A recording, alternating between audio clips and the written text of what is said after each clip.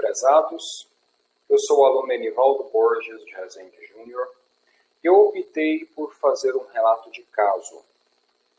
Optei por ser menos cômodo e mais desafiador. Então fiz um relato de caso a partir de um caso clínico vivenciado em meu estágio curricular. E o meu tema é evisceração por uso de material impróprio e contaminado.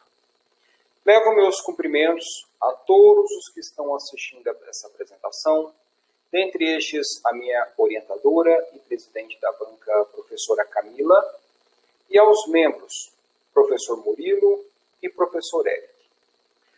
Optei pela escolha para abordar as consequências da prática de procedimentos cirúrgicos sem material correto e sem a devida esterilização. Então, primeiro, o que é evisceração? A evisceração abdominal é definida como a herniação do conteúdo da cavidade peritoneal com a exposição das vísceras abdominais. Como descrito pela conhecida autora Teresa Fossum, a evisceração abdominal é a herniação de conteúdo peritoneal através da parede do abdômen com a exposição das vísceras. Pode ocorrer em cães e gatos, secundária à deiscência pós-cirúrgica ou trauma. Os intestinos são eviscerados e podem ter contaminantes, pois dentro da cavidade peritoneal temos um meio estéril, mas fora há o contato com sujeiras ou outros resíduos. Independentemente da causa, a exposição e a contaminação das vísceras abdominais justificam a intervenção cirúrgica imediata. A evisceração abdominal é uma das rotinas da clínica cirúrgica de pequenos animais, decorrente a traumas causados por atropelamentos ou maus tratos e animais muito agitados que não sofrem restrição de espaço e repouso no período pós-cirúrgico.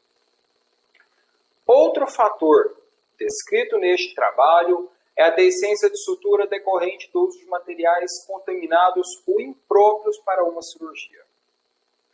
A prática de cirurgias em locais sem estrutura adequada tendem a provocar um pós-operatório desconfortável e arriscado ao paciente. Então, como dito, não é incomum na atribuição do exercício da medicina veterinária ao que se refere à parte cirúrgica o uso de materiais impróprios para tal.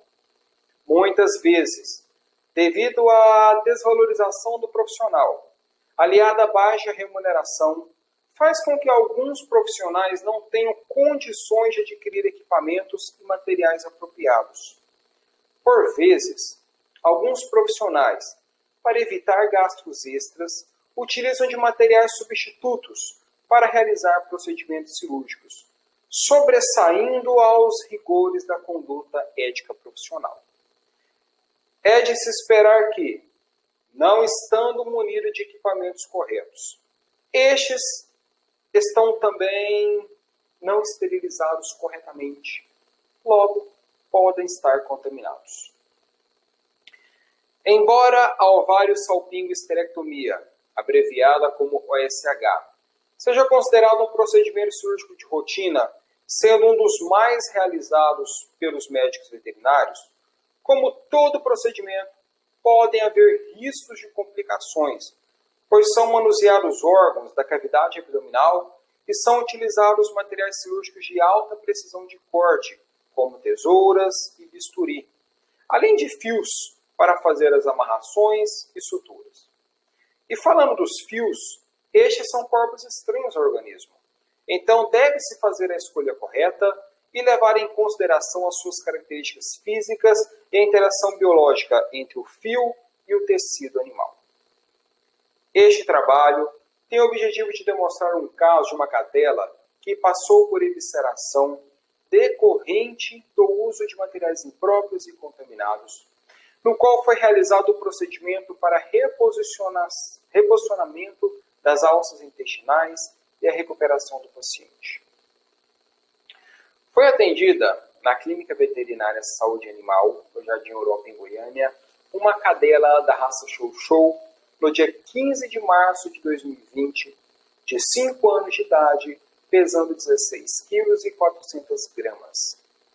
O tutor relatou que o animal foi atendido anteriormente em outra clínica veterinária e submetido a um procedimento cirúrgico de castração em decorrência de um quadro de infecção uterina.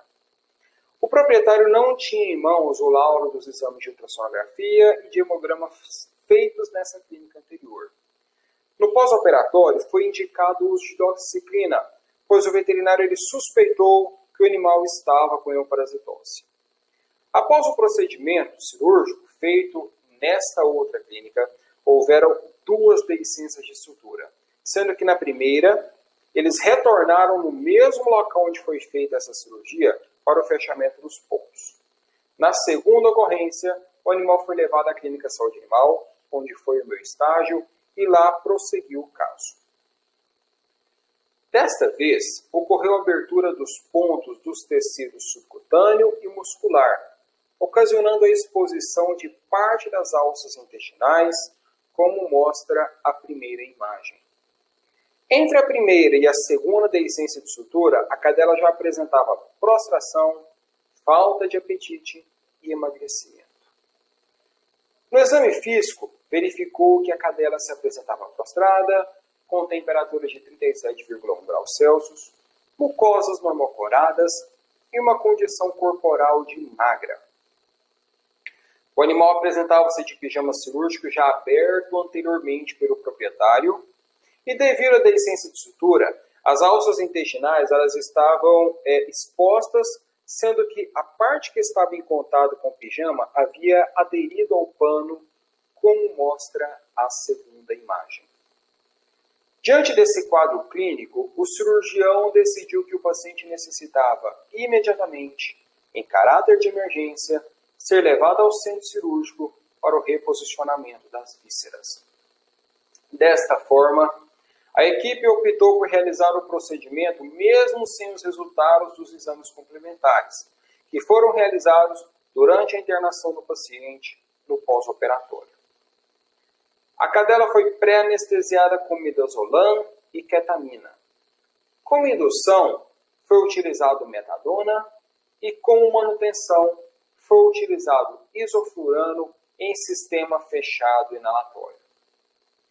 Iniciou-se o procedimento sendo utilizado o soro fisiológico aquecido para o descolamento das alças intestinais que estavam preguiadas ao pijama que a paciente utilizava. Ela ficou então em decúbito lateral. Verificou-se que todos os pontos estavam rompidos, sendo que tanto os da musculatura quanto os do subcutâneo foram utilizados fios de pesca considerados impróprios para tal procedimento. Após o descolamento das alças intestinais, a cadela foi então posicionada em decúbito dorsal e iniciou-se o reposicionamento das vísceras ao abdômen. Todo o intestino foi inspecionado e lubrificado a cada 3 minutos com solução fisiológica aquecida para retirar as sujidades presentes nas alças intestinais e evitar o seu ressecamento, que, caso aconteça, poderia provocar uma necrose. Durante o procedimento, foi encontrada uma autoaderência das alças intestinais, como mostra a terceira imagem, em que observou-se que não havia intuscepção e também não haviam barreiras para a passagem do conteúdo intestinal. Haviam pequenos focos infecciosos, onde o local foi lavado com soro aquecido e iodo. Devido às características que não demonstravam que impediria a cadela de defecar, o cirurgião optou por não fazer a enterectomia para garantir um prognóstico pós-cirúrgico favorável ao animal. Em seguida, foram reposicionadas as alças intestinais dentro do abdômen e inseridos 4 drenos de Penrose, posicionados 2 lateralmente em incisão na parte superior e outros 2 também lateralmente em incisão na parte inferior, como mostra a quarta imagem. Logo após, foi feito o reavivamento das bordas musculares e prosseguiu com a miorrafia, seguida pela dermorrafia. Posteriormente, o anestesista fechou o isoflurano para o despertar da paciente e levá-la à sala de recuperação. Ao acordar completamente, ela foi então levada para a internação. No primeiro dia seguinte ao procedimento cirúrgico, a paciente já conseguiu comer e beber água. Não urinou e defecou, o que ocorreu no dia seguinte. Durante a internação, uma secreção líquida não purulenta escorria livremente pelos drenos como esperado. Estes drenos eles foram retirados no terceiro dia de internação e foi colocado então um dreno abdominal para retirada de líquido. Nos 2 dias seguintes foram drenados em média 50 ml de líquido por dia. Este dreno foi retirado dias depois, quando verificou que já não havia mais necessidade dela estar com ele.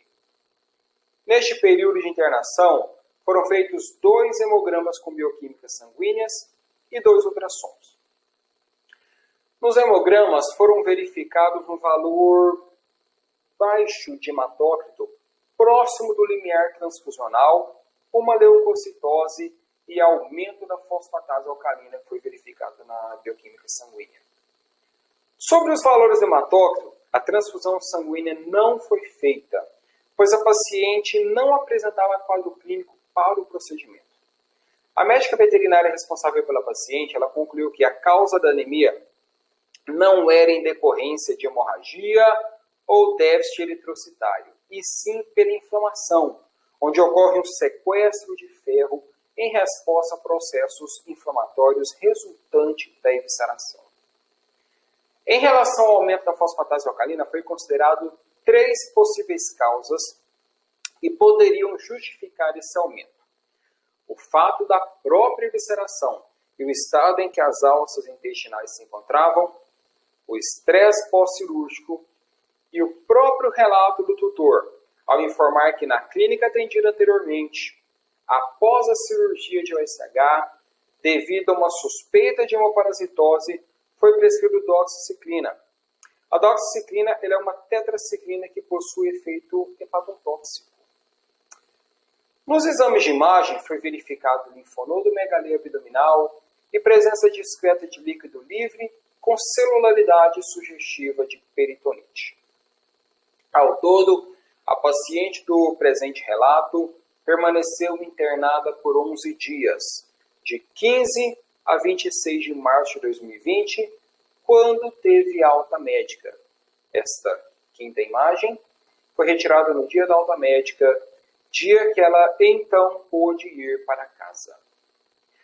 Com esse relato, concluí que a evisceração ou hérnia pós-incisional ela é comum após uma cirurgia com técnica operatória deficiente, onde há uso inadequado de instrumentos e fios cirúrgicos e presença de inflamação ou infecção.